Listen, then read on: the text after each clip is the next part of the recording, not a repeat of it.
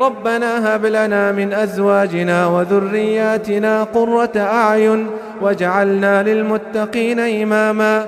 ربنا ظلمنا أنفسنا وإن لم تغفر لنا وترحمنا لنكونن من الخاسرين. ربنا اغفر لنا ولإخواننا الذين سبقونا بالإيمان ولا تجعل في قلوبنا غلا للذين آمنوا ربنا إنك رؤوف رحيم.